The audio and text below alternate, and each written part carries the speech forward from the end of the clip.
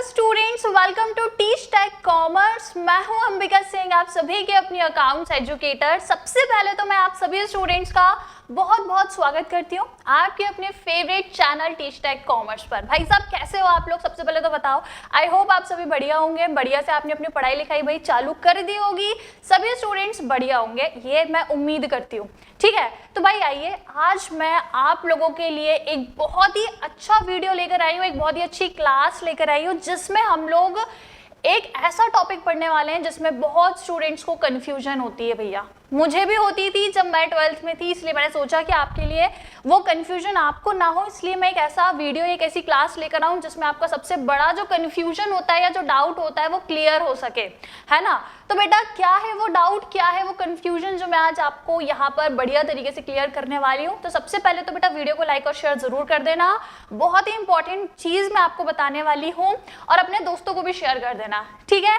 तो बेटा कंफ्यूजन क्या है कि मैम डिफरेंस क्या होता है चार्ज अगेंस्ट प्रॉफिट और एप्रोप्रिएशन ऑफ प्रॉफिट में। देखो सुनने में तो एक जैसा ही लग रहा है ना, सुनने में तो लग रहा है एक ही तो बात है, क्या डिफरेंस लग रहा है? एक जैसा ही लग रहा है चार्ज अगेंस्ट प्रॉफिट या एप्रोप्रिएशन ऑफ प्रॉफिट, कहीं ना कहीं सिमिलर ही लग रहा है। पर बेटा ऐसा नहीं है, सिमिलर होता तो फिर क्या ही बात होती है, थोड़ा सा डिफरेंस है, या यूं कहूं कि डिफरेंस तो है इसमें, तभी तो ये डिफरेंशिएशन लेकर आई हूं, राइट। स्टूडेंट्स को समझ में नहीं आता है कि ये होता क्या है charge against profit, appropriation profit. तो आज मैं इसका डिफरेंस आपको बताऊंगी, एग्जाम्पल के साथ बताऊंगी, जिससे आपको ये चीज हमेशा याद रहेगी, आप भूलोगे नहीं, ठीक है। तो देखो पहले कुछ हम लोग पॉइंटर्स हैं, 5 पॉइंट्स में इसको हम समझेंगे। तो पहला नेचर है भैया, इनका नेचर कैसा है, ठीक है। नेचर कैसा है तो देखो सबसे पहले हम पढ़ लेते हैं क्या लिखा है कि it means deduction from revenue to determine net profit और net loss for the year. क्या कह रहा है भैया ये क्या कह रहा है? ये कह रहा है कि ये जो होता है आपका चार्ज अगेंस्ट प्रॉफिट, ये क्या होता है बेटा? डिडक्शन होता है। इसमें हम क्या करते हैं? डिडक्शन कर देते हैं। क्या जानने के लिए? देखो it means deduction from revenue to determine net profit और net loss for the year. Company ने जो भी कमाया उसमें से आप खर्चे हटा दो तो नेट प्रॉफिट आ जाएगा, है कि नहीं। जो रेवेन्यू आया उसमें से क्या डिडक्ट कर दो? वो खर्चे डिडक्ट कर दो, जिसको हटाने के बाद कंपनी का प्रॉफिट या लॉस पता लग जाएगा। तो वो जो खर्चे हम डिडक्ट कर रहे हैं ना, रेवेन्यू में से जो हमने कमाया उसमें से जो हम खर्चे हटा रहे हैं बेटा, उसी को कहते हैं चार्ज अगेंस्ट प्रॉफिट। सिंपल है ना, ऐसा लग रहा होगा करे ये तो हमको पता था, ये तो हमको मालूम था, पर कंफ्यूज हो जाते हैं ये टर्म्स देख करके कि यार ये चार्ज अगेंस्ट प्रॉफिट क्या आ गया, एप्रोप्रिएशन ऑफ प्रॉफिट क्या आ गया, ठीक है। तो देखो बेटा यहाँ पे है इट मीन्स डिडक्शन। देखो मैं आपको एग्जांपल भी बता देती हूँ कि आप लोगों ने प्रॉफिट एंड लॉस अकाउंट तो सबने बनाया है, क्लास 11th में बेटा सब बना के आए हैं बहुत अच्छे से, सबने प्रॉफिट एंड लॉस अकाउंट बनाया है, और प्रॉफिट और लॉस को कैलकुलेट करना भी आता है। उसमें हम करते क्या है, सिंपल सी बात रहती है कि यहाँ पर हम क्या लिख लेते हैं, हमारे जो भी रेवेन्यू होते हैं, ठीक है, हमारे पास जो भी हम प्रॉफिट एंड लॉस अकाउंट बनाते हैं, तो रेवेन्यू हमारे पास जो भी आता है उसमें से यदि हम अपने खर्चे, यदि एक्सपेंसेस माइनस कर देंगे, ऑटोमेटिकली हमको प्रॉफिट या लॉस जो भी है वो पता लग जाएगा। अपन मान के चल रहे हैं प्रॉफिट ही हुआ है, अपन क्यों सोचे कि भैया लॉस है, अपन ये मान के चल रहे हैं कि हमें प्रॉफिट हुआ है, ठीक है। तो जब रेवेन्यू जो कमाया उसमें से खर्चे हटाओगे तो प्रॉफिट निकल जाएगा, ठीक है, सिंपल सी बात है, कोई नई बात नहीं है इसमें। अब बेटा ये जो खर्चे है ना, जो प्रॉफिट निकलने के पहले ही रेवेन्यू में से जो खर्चे बेटा माइनस होते हैं, वही क्या कहलाते हैं? चार्ज अगेंस्ट प्रॉफिट कहलाते हैं। समझ आया? प्रॉफिट निकालने से पहले ही मैंने कुछ खर्चों को मेरे रेवेन्यू में से जो माइनस कर दिया है, वही खर्चे चार्ज अगेंस्ट प्रॉफिट कहलाते हैं। इसका मतलब कि यदि प्रॉफिट कैलकुलेट करना है तो रेवेन्यू में से इन खर्चों को हटा दो तो प्रॉफिट निकल कर आ जाएगा। सिंपल सी बात है ना, और अच्छे से समझ आएगा। एक एक पॉइंट्स हम पढ़ते चलते हैं। अब उधर पढ़ लेते हैं एप्रोप्रिएशन ऑफ प्रॉफिट में क्या लिखा है।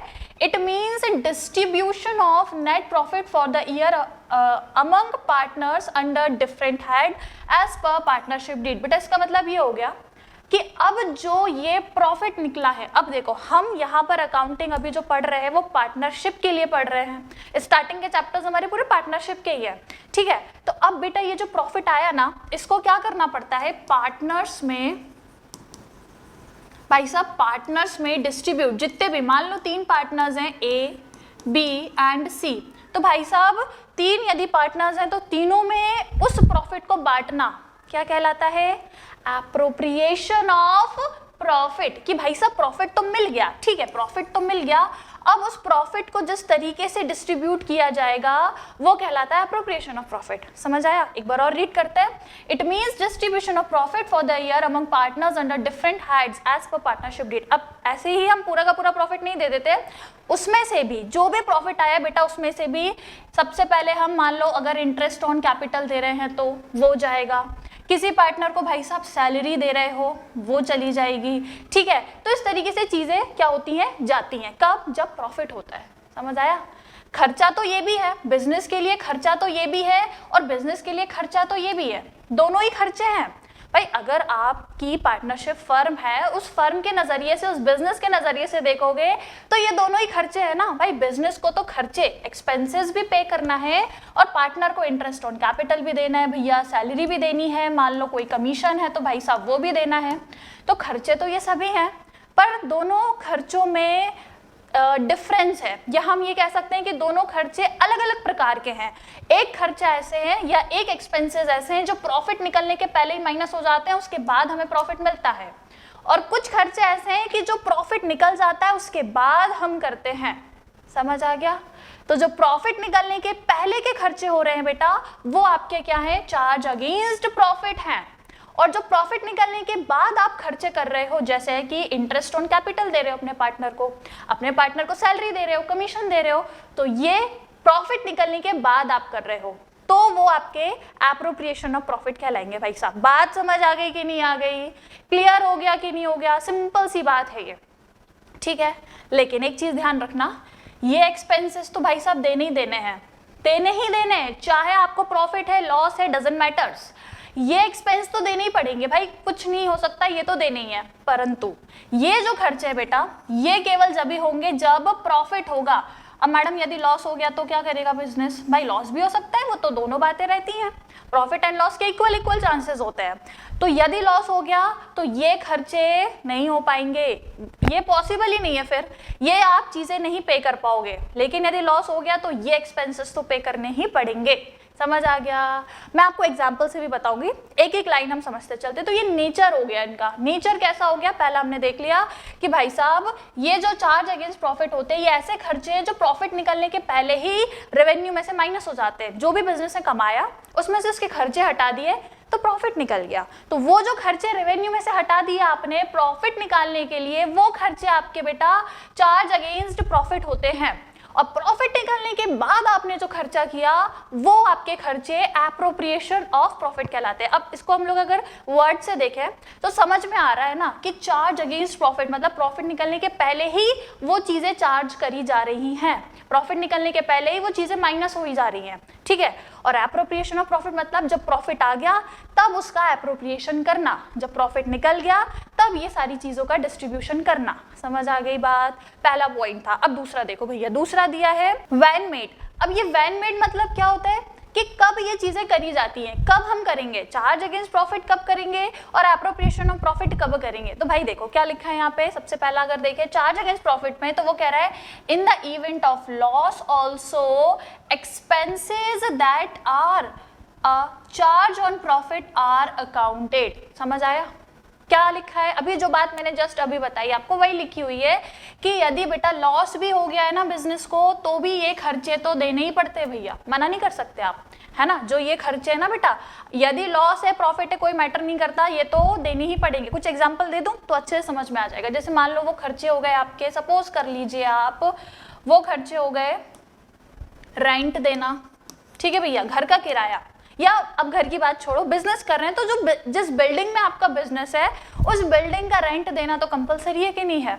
अब आपके बिजनेस को प्रॉफिट है लॉस है वो मैटर ही नहीं करता, आपको तो रेंट देना ही पड़ेगा, ठीक है। तो रेंट देना या फिर बैंक को इंटरेस्ट देना, ठीक है। आउटसाइडर जो लोग हैं, जैसे कि यदि बैंक से लोन लिया था बेटा तो बैंक को इंटरेस्ट देना, इंटरेस्ट टू बैंक को इंटरेस्ट देना। भाई साहब ये तो देना ही पड़ेगा, बैंक थोड़ी बोलेगी कि चलो लॉस हो गया तो इस महीने का इंटरेस्ट माफ कर दिया हमने, बोलेगी क्या? नहीं, बैंक को कोई मैटर ही नहीं है, बैंक को कोई मतलब ही नहीं है कि आपको प्रॉफिट है कि लॉस है, आपको तो जो इंटरेस्ट है वो पे करना ही पड़ेगा बैंक को। तो ये बेटा ऐसे एक्सपेंसेस हैं जो आपको अगर लॉस भी हो जाता है ना तो भी ये खर्चे पे करने पड़ते हैं, है ना। ये ऐसे खर्चे हैं जो यदि लॉस भी हो जाता है तो भी आपको पे करने पड़ते हैं। समझ आ गई बात? अब वहां लिखा है क्या कि appropriation is made when there is a profit. क्या लिखा है भाई? कि यहाँ पे लिखा है कि एप्रोप्रिएशन जब ही होगा जब प्रॉफिट होगा। अब आप मुझे एक बात बताओ, ये सारी चीजें हम जब ही देंगे ना जब हमें प्रॉफिट होगा। भाई साहब यदि लॉस हो गया तो कैसे दोगे पार्टनर को? कोई सैलरी नहीं मिलेगी, कोई कमीशन पार्टनर को नहीं दिया जाएगा, कोई इंटरेस्ट ऑन कैपिटल पार्टनर को पे नहीं किया जाएगा, क्योंकि लॉस हो गया ना। अब लॉस की कंडीशन में तो पॉसिबल ही नहीं है कुछ देना। समझ आ गई बात? ठीक है, चलो एक एग्जाम्पल और समझ लो। एक छोटा सा मैं आपको एग्जाम्पल देती हूँ, ठीक है। अपन चलते हैं बोर्ड में चलते हैं अपन, ठीक है। देखो अब मैं आपको एक एग्जांपल देती हूँ कि सपोज करो आप हो और मान लो आपके पापा हैं, ठीक है। भाई साहब आपके पापा हैं, ठीक है। अब मान के चलिए ये आपके फादर हैं, है ना, और ये हो आप, ठीक है भाई साहब, ये हो आप, है ना, बढ़िया तरीके से। तो देखो मैं आपको यहाँ पे बताना ये चाह रही हूँ कि देखिए ये आपके फादर है, यहाँ पे मान लीजिए आपके फादर एक बिजनेसमैन है, ठीक है। आपके फादर कौन है बेटा? एक बिजनेसमैन है जो बिजनेस रन करते हैं, और ये हो आप। अब आपके फादर को मान लो अच्छा खासा प्रॉफिट हुआ, है ना, वो बिजनेसमैन है, बिजनेस रन करते हैं, तो मान लो इस महीने उनको अच्छा प्रॉफिट हुआ है। तो मान लो उनके दो खर्चे हैं, छोटा सा एग्जाम्पल दो। तो मान लो आपके फादर के दो एक्सपेंसेस हैं। एक एक्सपेंस है मान लो कि उनको रेंट देना होता है घर का, ठीक है, रेंट देना होता है घर का किराया उनको देना होता है। और दूसरा एक्सपेंस हो आपको क्या देनी होती है? मान लो पॉकेट मनी देनी होती है, ठीक है। आपको क्या देनी होती है? उनको पॉकेट मनी। मान लो आपके फादर हैं जिनके दो खर्चे हैं, मान लो, वैसे तो दो नहीं बहुत खर्चे होते हैं, पर एक एग्जाम्पल ले लो कि आपके फादर के दो खर्चे हैं। एक कि उनको घर का रेंट देना होता है, दूसरा कि उनको पॉकेट मनी आपको देनी रहती है, आपके खर्चों के लिए उनको थोड़ा बहुत पैसा देना होता है। अब मानो आपके फादर बिजनेसमैन है, उनको इस बार अच्छा प्रॉफिट हुआ, तो उन्होंने क्या किया, उनको यदि प्रॉफिट है तो वो अपने खर्चे पे करेंगे, तो उन्होंने भाई साहब रेंट भी पे कर दिया और आपकी पॉकेट मनी भी आपको दे दी कि नहीं दे दी, है ना। तो मतलब क्या है कि ये चीजें इन द सेंस ये कह रही हूँ कि यदि आपको प्रॉफिट है तो आपने ये किया, ठीक है। यदि प्रॉफिट है तो आपने रेंट भी पे कर दिया और आपकी पॉकेट मनी भी आपके फादर ने पे कर दी। अब मान लीजिए आपके फादर को लॉस हो गया, मान लो इस महीने, मान लो पिछले महीने प्रॉफिट होता है भाई, बिजनेस में प्रॉफिट है लॉस तो चलता रहता है। अब मान लो इस महीने आपके फादर को लॉस हो गया, बिजनेस में घाटा लग गया भैया, तो अब क्या रेंट वो मना कर देंगे देने से? बोलेंगे नहीं मैं इस महीने का रेंट नहीं दूंगा क्योंकि मुझे लॉस हो गया। तो क्या आपका जो घर का मालिक है वो मान जाएगा? वो बोलेगा ठीक है इस महीने का रेंट मैं माफ कर देता हूँ। आप बोलोगे मैम नहीं, वो तो रेंट लेगा अपना, उसको कोई मतलब नहीं है कि आपके पास पैसा है कि नहीं है, आपने प्रॉफिट कमाया कि नहीं कमाया, लॉस है प्रॉफिट है उसको मतलब नहीं है, वो तो रेंट मांगेगा, है कि नहीं। तो भाई साहब अब यदि लॉस हो गया है तो भी आपके फादर को कैसे भी करके रेंट तो देना ही पड़ेगा, कैसे भी करके रेंट तो पे करना पड़ेगा, करेंगे वो। लेकिन यदि लॉस है तो फिर आपको पॉकेट मनी मिलेगी क्या? पॉकेट मनी नहीं मिलेगी, ठीक है। तो यही मैं आपको बताना चाह रही हूँ कि यदि प्रॉफिट है तो ठीक है, दोनों चीजें हो गई, परंतु यदि लॉस है तो बेटा लॉस की सिचुएशन में भी यदि रेंट देना पड़ रहा है तो ये हो गया चार्ज अगेंस्ट प्रॉफिट। ये क्या हो गया? ये हो गया चार्ज अगेंस्ट प्रॉफिट, कि लॉस होने के बावजूद भी यदि रेंट पे करना पड़ रहा है तो ये चार्ज अगेंस्ट प्रॉफिट है। लेकिन लॉस यदि हो गया और पॉकेट मनी नहीं देने की जरूरत पड़ रही है, क्योंकि लॉस है तो कहां से पॉकेट मनी देंगे, ठीक है, पैसा नहीं है, लॉस की कंडीशन में हो तो पॉकेट मनी नहीं देंगे, तो ये एप्रोप्रिएशन ऑफ प्रॉफिट हो गया। एक एग्जाम्पल दिया मैंने आपको, ठीक है।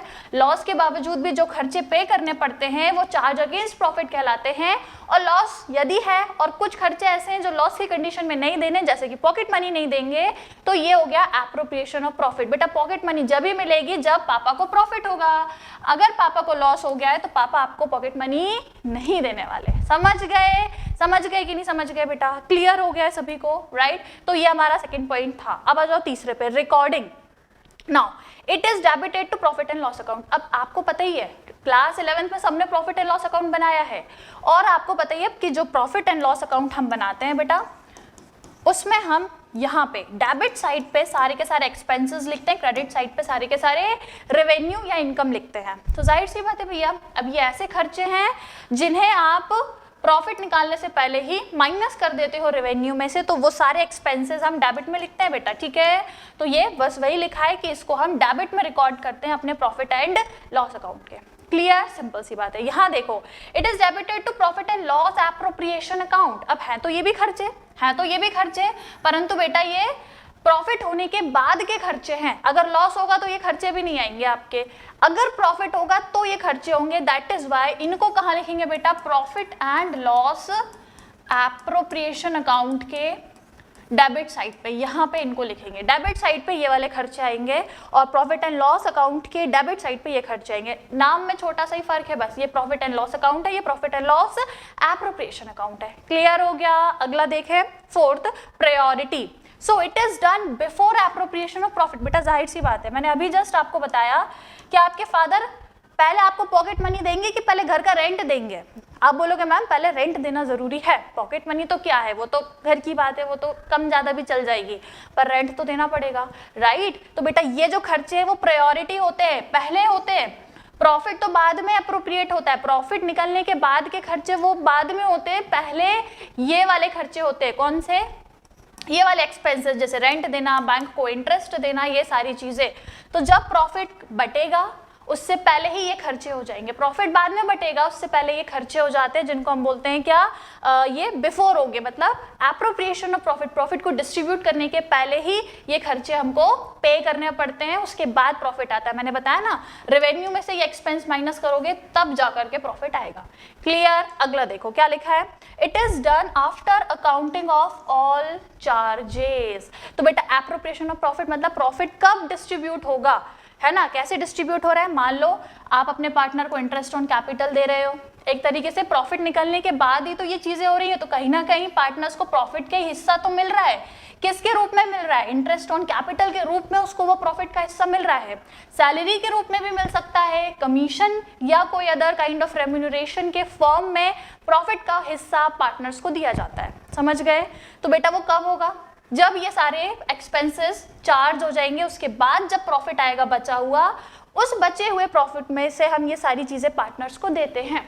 ये सब किसको देते? पार्टनर को ही तो देते भैया। इंटरेस्ट ऑन कैपिटल मतलब जो कैपिटल पार्टनर ने लगाई है, जो पैसा पार्टनर ने बिजनेस में लगाया है, उस पर उसको थोड़ा बहुत 10, 20, 15% इंटरेस्ट देना, ब्याज देना, है ना। तो ये पार्टनर को ही मिल रहा है भैया। सैलरी उसको मिल रही है, कमीशन यदि मिल रहा है तो वो सब उसको ही मिल रहा है। ठीक है, तो यही लिखा है, it is done after accounting of all charges. लेकिन ये पहले नहीं दूंगा, पहले पूरे एक्सपेंसेस माइनस होंगे, पूरे रेवेन्यू में से पहले खर्चे माइनस होंगे, फिर प्रॉफिट आएगा, फिर प्रॉफिट की चीजें पार्टनर्स को बटेंगी। क्लियर है। आखिरी नंबर 5 कुछ एग्जाम्पल्स दिए हैं। इसका एग्जाम्पल क्या है, रेंट पेड टू पार्टनर। अब मान लो किसी पार्टनर को रेंट देना है, तो वो तो भैया खर्चा है, पहले ही आपको माइनस कर देना पड़ेगा, पहले ही वो इस तरीके से यहाँ से वो एक्सपेंस के रूप में वो रेंट जो है वो माइनस हो जाएगा। Interest on partner loan. अब बेटा देखो, पार्टनर से यदि फर्म ने लोन लिया है, फर्म मतलब जो पार्टनरशिप फर्म, जो कंपनी जो चल रही है, जो बिजनेस जो चल रहा है पार्टनरशिप में, not company, firm, partnership firm, जो पार्टनर्स चला रहे हैं, अगर उस फर्म में, मान लो ये फर्म है, ये हमारी एक छोटी सी फर्म है जिसको 3 पार्टनर मिलके चला रहे हैं भैया, ये बिजनेस है जो पार्टनर चला रहे हैं। अब यदि इस फर्म के पास पैसा नहीं है, बिजनेस के पास पैसा नहीं है, और एक पार्टनर है जिसका नाम ए है, ए ने फर्म को लोन दे दिया, 2 लाख का लोन दे दिया, ठीक है। तो अब उस लोन पे इंटरेस्ट देना किसका काम है? फर्म का। फर्म फिर ए को क्या देगी? उस लोन पे ब्याज, इंटरेस्ट देगी। तो वो कंपलसरी है भैया, वो कंपलसरी है, देना ही पड़ेगा आपको मतलब फर्म को, जो बिजनेस है पार्टनरशिप बिजनेस, उसको। पार्टनर ने यदि बिजनेस को लोन दिया है तो फर्म की जिम्मेदारी है कि फर्म उस लोन पे पार्टनर को इंटरेस्ट जरूर देगी। तो बेटा ये पहले ही दे देगी, ठीक है, ये एक्सपेंसेस के रूप में चला जाएगा। तो 2 चीजें हैं, 2 चीजें क्या, एक तो रेंट, यहाँ पे एग्जाम्पल के रूप में एक तो रेंट, दूसरा पार्टनर को इंटरेस्ट काय पे? लोन पे। ठीक है बेटा, ये दोनों चीजें कंपलसरी हैं, प्रॉफिट निकलने के पहले ही इनको हम चार्ज कर देते हैं, इनको हम माइनस कर देते हैं। समझ आ गया। अब एप्रोप्रिएशन ऑफ प्रॉफिट के एग्जांपल देखो, सैलरी टू पार्टनर, भाई पार्टनर को जब ही सैलरी मिलेगी जब प्रॉफिट होगा, लॉस की कंडीशन में नहीं। अब यहाँ याद रखो कि यदि लॉस हो भी जाता है ना, तो भी पार्टनर को रेंट देना पड़ता है ना। यदि लॉस हो भी गया तो भी पार्टनर को उसके लोन के अमाउंट पर इंटरेस्ट देना पड़ता है, कंपलसरी है, ठीक है। प्रॉफिट हो लॉस हो कोई फर्क नहीं पड़ेगा, दोनों ही कंडीशन में पार्टनर को रेंट भी दो और पार्टनर को उसके लोन का इंटरेस्ट भी दो, उसके लोन अमाउंट पर इंटरेस्ट भी देना पड़ेगा, कंपलसरी है, ठीक है। लेकिन यहाँ क्या है, सैलरी टू पार्टनर, सैलरी बेटा जब ही देंगे जब प्रॉफिट होगा, लॉस होगा तो कोई सैलरी नहीं मिलेगी पार्टनर को, याद रखना, है ना। उसके बाद interest on capital, interest on capital भी जब ही दिया जाता है जब प्रॉफिट होता है, लॉस की कंडीशन में कोई इंटरेस्ट ऑन कैपिटल नहीं दिया जाता। Then transfer of profit to general reserve, general reserve मतलब जो हम पैसा रिजर्व करके रखते हैं, फ्यूचर में कोई अर्जेंट सिचुएशन आ जाए, कोई इमरजेंसी आ जाए तो उसके लिए हम पहले ही पैसा थोड़ा सा सेव करके रखते हैं जनरल रिजर्व के नाम से। आपने प्रॉफिट कमाया, आपने प्रॉफिट मान लो कमा लिया, अब उस पूरे प्रॉफिट को आप सभी पार्टनर में डिस्ट्रीब्यूट नहीं करोगे, मान लो 3 पार्टनर हैं तो तीनों में थोड़ा थोड़ा यदि डिस्ट्रीब्यूट कर दिया और थोड़ा सा हिस्सा आप रिजर्व भैया बचा लोगे, है ना, थोड़ा सा हिस्सा बचा लेते हैं हम, है ना, पूरा ये प्रॉफिट में से इतना हिस्सा पार्टनर में बांट दिया, थोड़ा सा हिस्सा हमने रिजर्व कर लिया, फ्यूचर में कौन सी अर्जेंट सिचुएशन आ जाए हम नहीं कह सकते, इसलिए हम रिजर्व करके रखते हैं, ठीक है।